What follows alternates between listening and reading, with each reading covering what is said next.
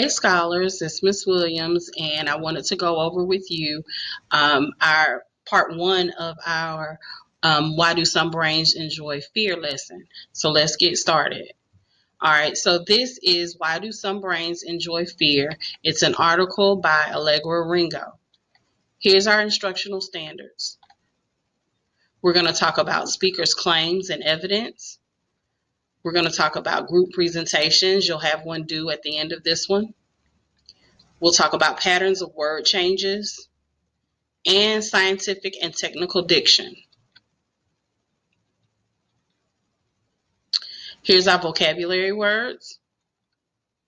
You'll find them on page 90, but just in case you don't have a book, here they are: stimulus, dissonance, and cognitive.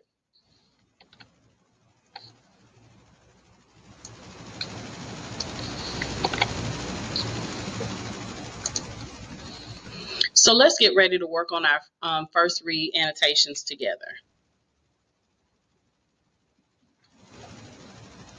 Annotate these things in your book. So, what genre of text is this? We have two main genres that we really deal with in your high school reading. It's either fiction or nonfiction, okay? But we can also go a step further. Where do you expect to find an article if you were in a bookstore? Well, let's look at a couple of clues to help us determine our answer. So inside of our book, we know we have someone that is doing and that's asking questions, and we know that we have at least one person that is answering the questions. The person that's asking the questions is the interviewer. The person that's answering the questions, that's the interviewee. So we have those two people there. So what type of text do you think this is? It's an interview, okay? It's an interview. And most interviews are found inside of articles or found inside of larger books. So who's involved in our interview? Okay. Well, we know that at the very least, we have an author, Allegra Ringo. In most interviews that have been published, they're usually authored by the person who's asking the questions. It's a rare occasion where someone's going to ask the questions and then someone else publishes the interview. And that's only in the event that the person that starts the interview is no longer with us. So in this case, we're going to assume that the person who has authored this article is going to be our interviewer. That's Allegra Ringo. Who is she asking her questions to? If you look on page 91, it tells you almost immediately who's answering these questions. That's Dr. Margie Kerr.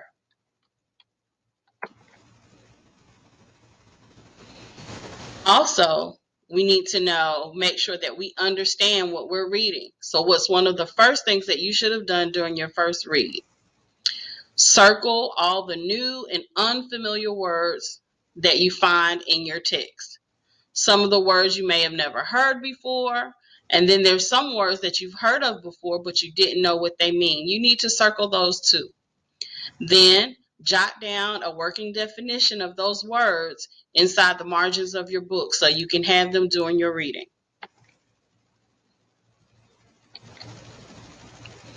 Now that we've done all that, what do you think the main idea of this text is? Well, obviously, we've got something to do with fear. Make sure you write down what you think the main idea of this text is in your notes section of your book. We answered it in class this week.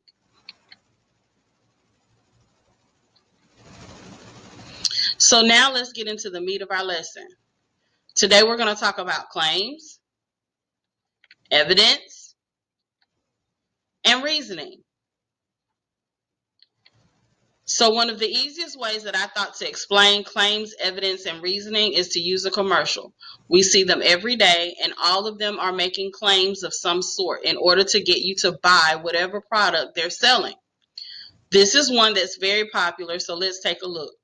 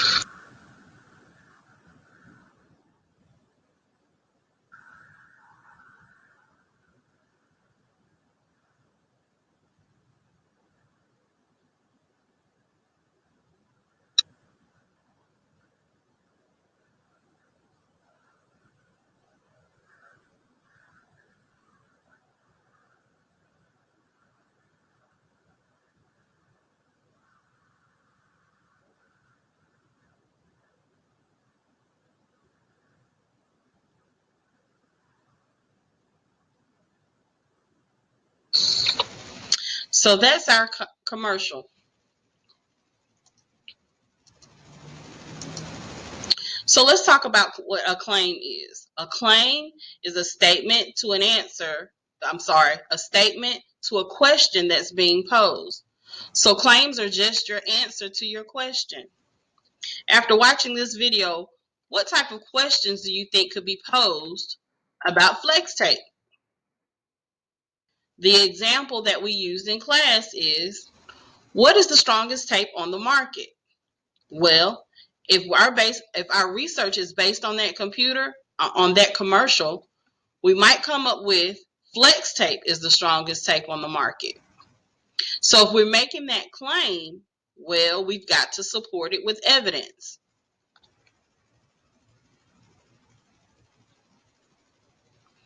What's evidence? Evidence is the information from the text, or in this case, the commercial, that supports the claim. So what evidence did the salesman use to support his claim? Let's see. Well, he said that it's super strong and it's waterproof. He told us that it can patch, bond, seal, and repair instantly.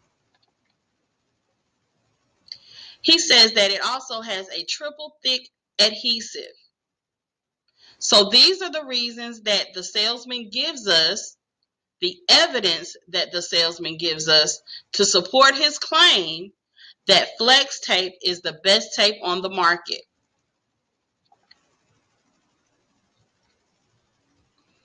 So what are reasons? Reasons explain your evidence and support your claim. So how does the salesman explain his evidence? How does he explain how the evidence supports his claim? Well, he proves it by showing us that it is in fact waterproof when he patched a hole in a bucket full of water. He also showed us the bonding and gripping ability by attaching it to a 45-pound weight and picking it up by the adhesive. Lastly, he demonstrated how it adhered to surfaces. These are all demonstrations that he used in order to explain his evidence that supported his claim. So now let's apply it to our text.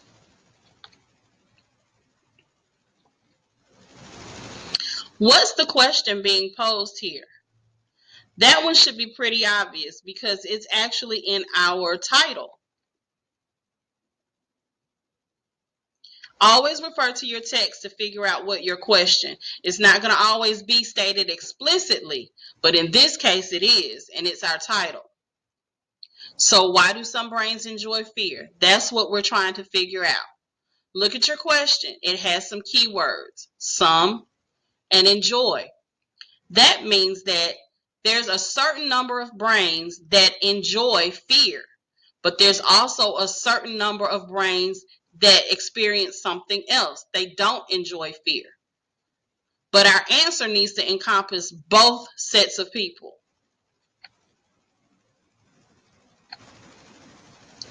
So now that we have our question, what's Dr. Kerrs' claim?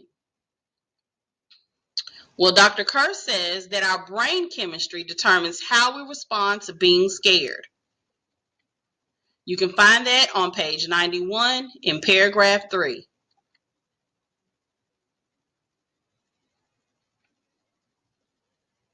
What evidence does Dr. Kerr use to support her claim? Well, one of the things she suggests is that some people like the feeling of fear. She also suggests that different ages have different experiences with fear. And lastly, she says that fear looks different across cultures.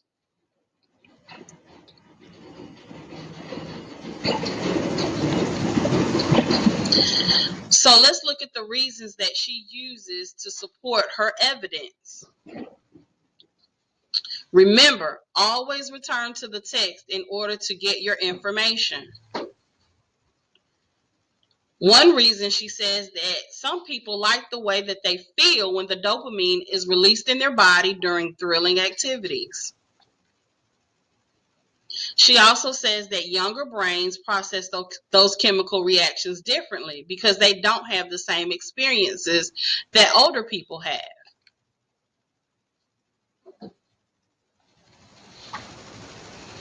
Let's map this thing out. So we've got our question.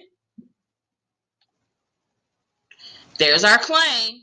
Some brains enjoy fear because our chemical reactions determine our responses. There's our evidence. And here's our reason. Some people like the feeling they get when certain hormones are released during scary situations. And the reason is why, well, watching a scary movie all the way through or riding a roller coaster gives some people a feeling of accomplishment or satisfaction once they have completed the experience. Well, that's all I have for you in this lesson. We'll pick up on the next one. I hope you guys understand it all. If you have any questions, make sure you reach out to me. Until the next time.